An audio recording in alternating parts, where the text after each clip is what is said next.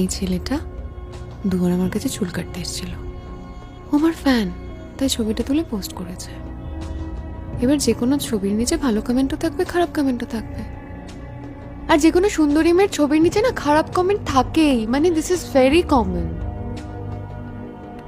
এগুলো কমেন্টস নয়, slut shaming বলে।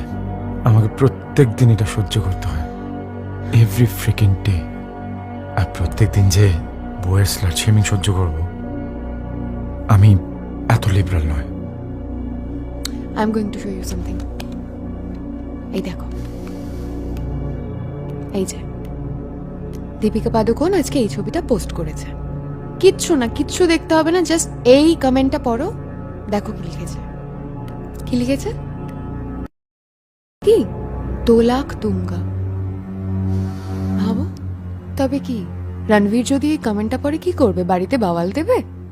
আচ্ছা, ক্যাটরিনার ছবিতে যদি কেউ খারাপ কমেন্ট করে, ভিকি কি তাহলে তার বাড়িতে গিয়ে কিস্তি করে আসবে? সেটা কি হয়? সমাজে পারভার্ট লোকজন থাকবেই, কি করা যাবে? Ignore them. আর বউ একটু ট্যালেন্টেড হলে না, বড়দের এইসব সহ্য করতেই হয়। একটা কাজ করো, আজকে তোমার প্রোফাইল থেকে আমার একটা ছবি পোস্ট করো, তাহলেই লোকজন বুঝে যাবে আমি কার